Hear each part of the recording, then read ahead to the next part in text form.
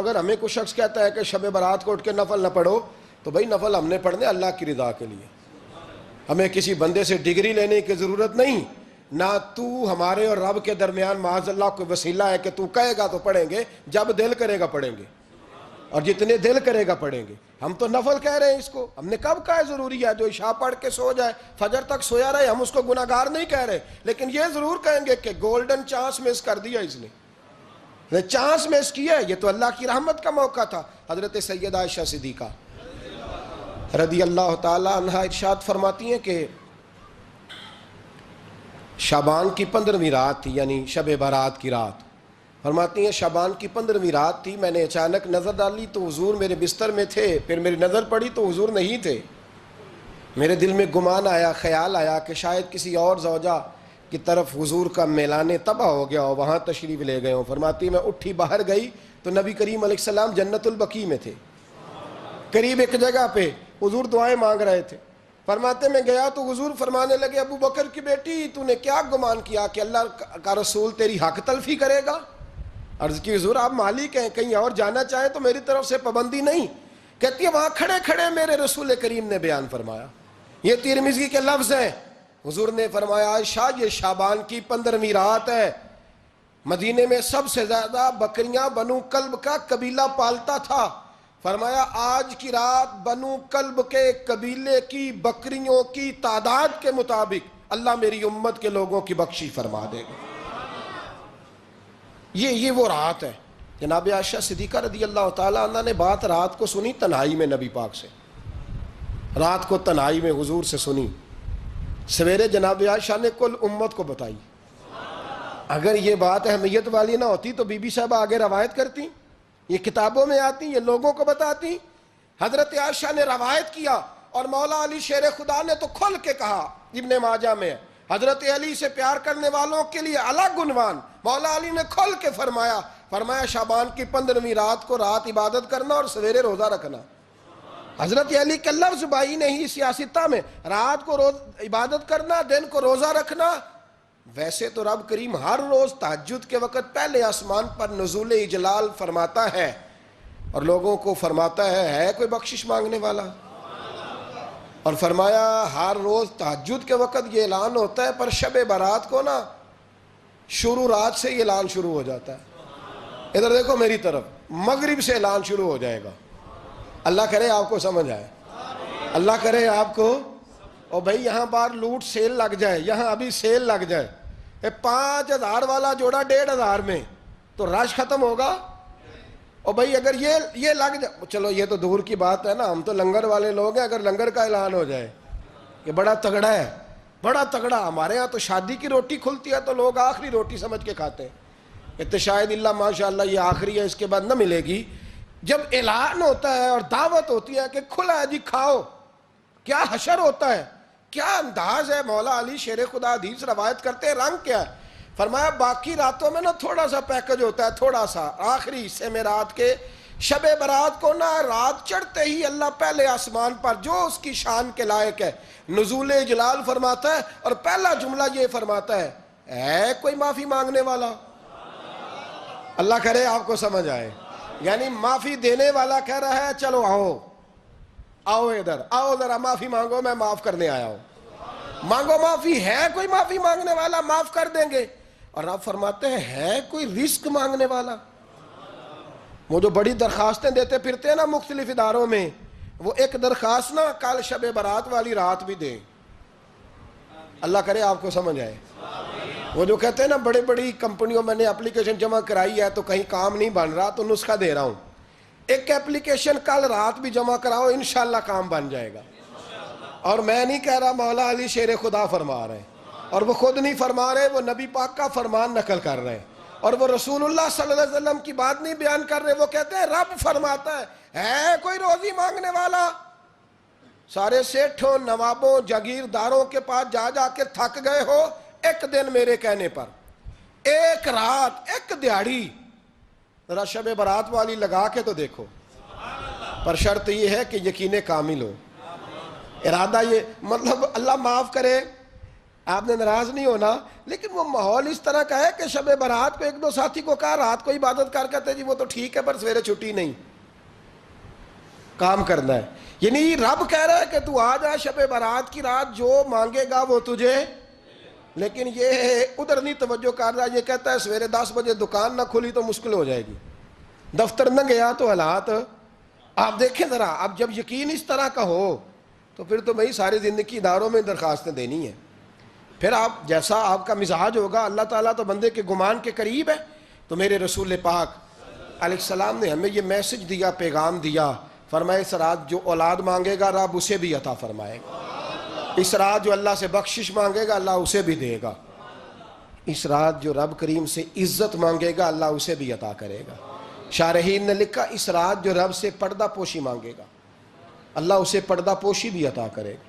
جو جنت کا سوالی ہوگا رب اپنے فضل سے عطا فرمائے گا. کوشش فرمائے. 10 محرم کو ہمارے ہاں لوگ جاتے ہیں قبرستان، وہ کسی حدیث سے ثابت نہیں، میں منع نہیں کر رہا، جائیں 9 محرم کو جائیں، 10 کو جائیں، 11 کو جائیں، 8 کو جائیں، سفر میں جائیں، ربیع الاول میں جائیں، قبرستان میں جب بھی جائیں منع نہیں ہے. لیکن شب برات والی رات تو خود رسول کریم گئے ہیں نا قبرستان. اب جو بات میں نے سمجھانی ہے اس کو سمجھیں. نبی پاک کی والدہ کا مزار نہیں ہے وہاں جنت البقیع میں. حضور کے کو بھائی بہن، حضور کیا کرنے گئے؟ امت کی بخشش کے لیے گئے. شب برات کی رات لالچی نہ بنے کہ صرف میں نے اپنے لیے روزی مانگنی ہے، کل امت کے لیے مانگے رب کریم سے. مانگے اپنے بھائی کے لیے، مانگے اپنی بہن کے لیے، مانگے اپنے بیٹے کے لیے، مانگے اپنی بیٹی کے لیے، مانگے اللہ کریم سے. یہ مانگنے کی رات ہے. پچھلی راتی رحمت رب دی کرے بلند آوازہ، بخشش منگن واریاں کارن کھلا جے دروازہ. آئیں اللہ کی بارگاہ میں اس رات کو کھل کے دعا مانگیں. قبرستانوں میں نہ کچھ قبریں ایسی ہیں کہ جو بتاتی ہیں کہ سالوں بیت گئے ہیں کوئی آیا نہیں. کچھ قبریں بتاتی ہیں. اور کچھ بڑے قبرستان بڑے شہروں میں ایسے بھی ہیں کہ جن کا گورکن کہتا ہے کہ مجھے کمیٹی نے کہہ دیا ہے جہاں 4-5 سال کوئی نہ آئے وہاں نئی قبر بنا دیا کرو. وہاں نئی قبر بن جاتی ہے معاذ اللہ. او بھائی کچھ ہیں ایسے، کچھ ہیں. یہ جائیں نا اکبر بادشاہ یہاں لیٹا ہے لاہور میں، تو شعر لکھا ہوا ہے بر مزارے ماں غریباں نے گلے پروانہ سوزز نے صدائے بلبلے. فارسی کا مقولہ لکھا ہے اس کی قبر پہ، کہتا ہے میں وہ غریب ہوں. اعلیٰ بادشاہ ہے مقبرے میں لیٹا ہے، کہتا ہے میں وہ غریب ہوں کہ نہ یہاں کوئی پروانہ آتا ہے نہ بلبل آ کے گیت گاتی. کوئی آتا ہی نہیں، کوئی فاتحہ نہیں پڑھتا، کوئی فاتحہ نہیں پڑھتا. او بھائی کئی قبریں ایسی ہیں جن پہ سالوں بیت گئے کوئی لوٹا نہیں. اور مشکات میں حدیث ہے میرے نبی کریم علیہ السلام نے فرمایا جو قبر میں ہوتا ہے وہ تو اس آدمی کی طرح ہے جو دریا میں ڈوب رہا ہے اور وہ انتظار کر رہا ہے کہ میرا بیٹا میرے لیے دعا مانگے، میری بیٹی دعا مانگے. پر بیٹے کو تو 27 سال ہو گئے، ملک سے باہر ہے. کاغذ بنے گے تو ابے کی قبر پہ آئے گا نا، اس کے تو کاغذات ہی نہیں مکمل ہو رہے. وہ بیٹے کو تو مشکل ہے بڑی، وہ تو کاغذات نہیں بن رہے. وہ تو دولت کا مطالبہ پورا ہوگا تو جب ہی وہ کام ہوگا نا. انتظار ہو رہا ہے قبروں میں میرا بیٹا دعا کرے، میرا بھائی دعا کرے. اور اگر بچہ دفن ہے تو وہ کہتا ہے میری ماں دعا کرے، میرا باپ دعا کرے. کوشش کریں شب برات بعد از مغرب یہ رواج پیدا کریں. یہ رسول اللہ کا طریقہ ہے صلی اللہ علیہ وسلم. قبرستان میں جائیں اور جا کر کے وہاں اللہ تبارک و تعالیٰ سے دعا مانگیں کہ یا اللہ جو اس قبرستان میں لیٹے ہیں وہ بھی، اور جو آج تک کلمہ پڑھنے والے دنیا سے گئے وہ بھی، اور جو قیامت تک جائیں گے وہ بھی. اے اللہ تو سب کی بخشش فرما دے. اللہ کی رحمت کو محدود نہ کریں کہ صرف مجھے بخش دے، اسے کہیں یا اللہ کل کی بخشش فرما. ساری امت کے لیے دعا کریں. شب برات کی رات نفل پڑھیں. ہمارے ہاں محفل ہوتی ہے ہر سال الحمدللہ، بڑے شوق سے بڑا خوبصورت ہم اہتمام کرتے ہیں. لیکن میں اکثر دوستوں سے کہا کرتا ہوں کہ جن کو اکیلے میں نفل پڑھنے میں مزہ آئے وہ اکیلے میں پڑھیں. کتنی کھلی بات کر رہا ہوں. میں پابند نہیں کر رہا کہ آپ یہاں آئیں گے محفل میں آئیں گے ضروری ہے. بھئی آپ کو اکیلے میں مزہ آتا ہے نا. کچھ لوگ تنہائی میں ہوں تو دل زیادہ لگتا ہے، وہ تنہائی میں کریں اللہ اللہ کوئی عرض نہیں. لیکن کچھ ایسے ہیں کہ نعت سنتے ہیں تو دل نرم ہوتا ہے، تقریر سنتے ہیں تو دل نرم ہوتا ہے. تو جن کا اس طرح نرم ہوتا ہے وہ مسجد میں آئے, بات سنیں. کچھ کو سب کے بیچ بیٹھ کے رونا آتا ہے. حضرت سعدی شرازی فرمایا کرتے تھے کچھ لوگوں کے آنسو مجھے رلا جاتے ہیں. فرماتے ہیں کچھ کی آنکھیں دیکھ کے رو پڑتا ہوں, لہٰذا میں جب بھی ذکر کرتا ہوں محفلوں میں بیٹھ کے کرتا ہوں.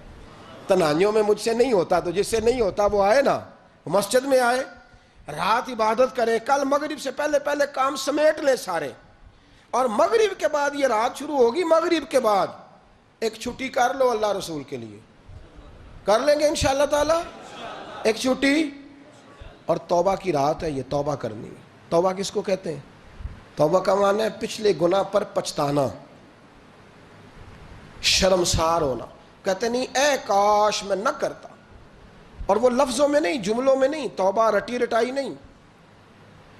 شرمسار ہونا اور آئندہ گناہ نہ کرنے کا پکا ارادہ کرنا, اس کا نام توبہ ہے. دیکھیں اللہ تعالیٰ فضل کرے, میں نے پچھلے سال کہا تھا پھر کہتا ہوں, مسجدوں سے نا شب برات کی رات, شب قدر کی رات چیخوں کی آوازیں آتی ہیں, لوگ اتنا روتے ہیں نا.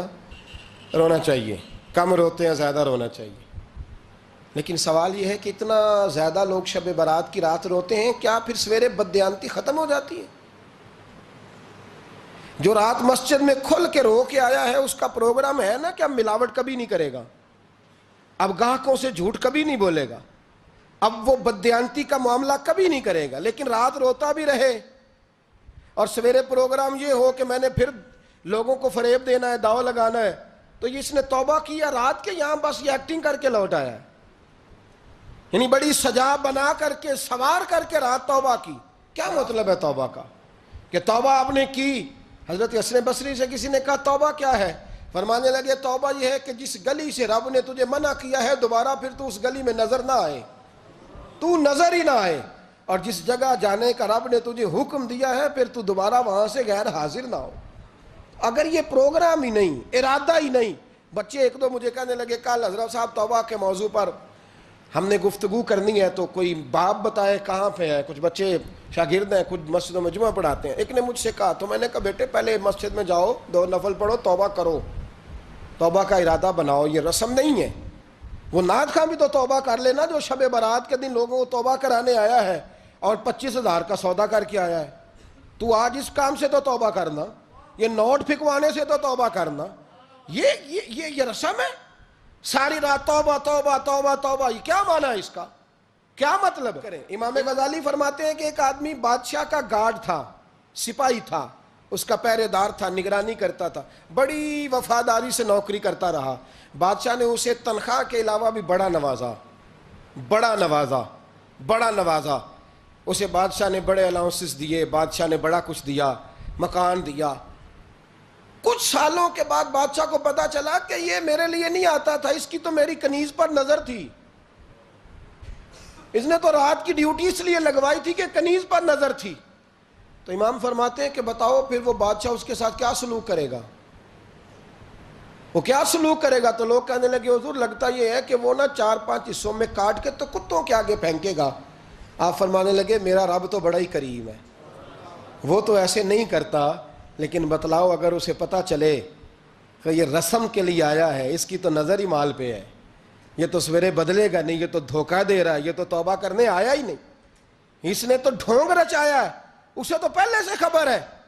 تو پھر تم کیا امید رکھتے ہو؟ پھر کیا رویہ رکھتے ہو؟ شب برات کی رات دھاڑے مار مار کے رونا اور صبح اسی طرح دھوکہ دینا, اسی طرح فریب کرنا, اسی طرح جھوٹ بولنا, اسی طرح بددیانتی کرنا, اسی طرح لوگوں کو لوٹنا. تو یہ رسم نہیں ہے توبہ. توبہ تو بدل جانے کا نام ہے, توبہ تو پھر سنور جانے کا نام ہے. توبہ تو اس طرح ہے جس طرح حضرت ابراہیم ابن ادھم نے کی تھی. وقت کے بادشاہ تھے, بادشاہ جب توبہ کی تو پھر ہر چیز چھوڑ دی, پھر مال لوگوں میں بانٹ دیا اور پھر ٹاٹ کا لباس پہن کر زندگی گزاری. لوگوں نے کہا حضور یہ تبدیلی ہے. فرمایا تبدیلی نہیں, یہ میری توبہ ہے, یہ میری توبہ ہے. جب توبہ کی تو پھر بدل کے کی, جب توبہ کی تو پھر تبدیل کیا آپ نے. یہ کیا توبہ ہوئی؟ ساری رات روتے رہے, سویرے دکان پہ جا کے پھر قسم اٹھائی کہ مجھے تو پڑتا ہی 11,000 کا ہے. یہ توبہ ہے؟ تو آپ نے اور میں نے توبہ کرنی ہے تو انشاءاللہ تعالیٰ اس طرح کرنی ہے کہ پھر 15ویں شعبان کو بدل جائے. یہ جو موقع آتے ہیں نا شب برات کے, شب قدر کے, یہ بنیادی طور پر اللہ تعالیٰ کی طرف سے دی ہوا موقع ہوتا ہے کہ چلو تمہیں چانس دیتے ہیں، تمہیں چانس دیتے ہیں، پابندی کوئی نہیں، لیکن رب کی طرف سے نا موقع ملتا ہے، چلو تمہیں ایک موقع دیتے ہیں، چلو اپنے آپ کو کلیئر کر لو، تمہیں موقع دیتے ہیں، یا اللہ کیا کرے، کچھ بھی نہیں، آ کے نا سچے دل سے 2 رکعتیں پڑھ کے توبہ کرو، عرش کا مالک پچھلے سارے ہی معاف کر دے گا، کچھ بھی نہیں، آؤ موقع ہے۔ ان لوگوں کی باتوں پہ نہ جائیں جو بلا وجہ پریشان کرتے ہیں، ہمیں بھی روز ہی سوال آتے ہیں، دل نہیں کرتا، کچھ باتیں ایسی ہیں جو کرنے کو طبیعت نہیں چاہتی، میں کروں گا بھی نہیں۔ لوگوں کو شب برات کا حوالہ بھی نہیں مل رہا، حالانکہ ترمذی شریف میں حدیث موجود ہے، صحاح ستہ کی روایت ہے، ترمذی میں موجود ہے۔ پہلے کہتے ہیں صحاح ستہ سے دکھاؤ، جب صحاح ستہ سے مل گئی تو اب اور کدھر جانا ہے؟ اور ابن ماجہ میں موجود ہے مولا علی کی روایت، اور ذرا ترتیب دیکھیے گا، یہ ترمذی کی حدیث ہے، اور امام ترمذی نے تو پورا باب باندھا ہے 15ویں شعبان پر، پورا باب۔ اب تمہاری مرضی ہے، اگر تم نہیں بات کو سمجھنا چاہتے۔ اور مجھے پتا کیوں یہ شب برات کیا لگتا ہے، مجھے کبھی کبھی یوں لگتا ہے کہ رب فرماتا ہے کہ رمضان سے 15 دن پہلے ہی پکی سچی توبہ کر لے، تیاری کر، پاک صاف ہو جا، تاکہ جب رمضان آئے نا تو پھر تجھے پاک ہونے کی ضرورت نہ پڑے، بس پھر تو آتا جائے اور میں تیرے اوپر رحمتیں نچھاور کرتا جاؤں، بس تو پہلے ہی تیاری کر، 15 دن پہلے ہی، 14 دن پہلے تیار ہو جا۔ کل رات اپنے آپ کو ذہنی طور پر تیار کریں، بچوں کو تیار کریں، گھروں کو تیار کریں۔ اب جب مہمان آتے ہیں نا بڑا کچھ کرتے ہیں، شب برات آئے تو مصلے ایک دفعہ دھویا کریں، ایک دفعہ مصلے دھویا کریں۔ فرش دھوتے ہیں نا، مہمانوں نے آنا ہے تو ایک کمرے کا فرش دھو کے صاف کریں کہ خواتین نے یہاں ساری رات نماز پڑھنی، یہ ارادے بنائیں۔ جس طرح آپ کہتے ہیں نا رات کو سفر کرنا ہے تو دوپہر میں تھوڑا آرام نہ کر لوں تو کل دوپہر میں آرام کر لیں، تاکہ رات کو رب رب کرنا آسان ہو جائے، اللہ کی بارگاہ میں بیٹھنا آسان ہو جائے۔ مکمل طور پر ذہنی طور پر اپنے آپ کو تیار کریں۔ یہاں بھی محفل ہوگی انشاءاللہ، عشاء کے متصل بعد شروع ہو جائے گی، 12 بجے تک محفل چلے گی، پھر 12 بجے کے بعد نماز تسبیح پڑھی جائے گی، پھر 1 بجے پھر دوبارہ آپ کو اجازت دی جائے گی، کوئی انفرادی طور پر گھنٹہ سوا اپنی الگ سے کوئی عبادت کرنا چاہے تو وہ تب بھی ممکن ہو، جیسے آپ کو موقع بنے۔ میں کہہ چکا ہوں، لیکن وقت ضائع نہ کرنا، گولڈن چانس ہے، اس کو مس نہ کرنا، یہ شب نجات ہے، اس کے ضرور قریب جانا۔ رب کریم سمجھنے کی توفیق عطا فرمائے۔ آخر دعوایا ان الحمدللہ رب العالمین۔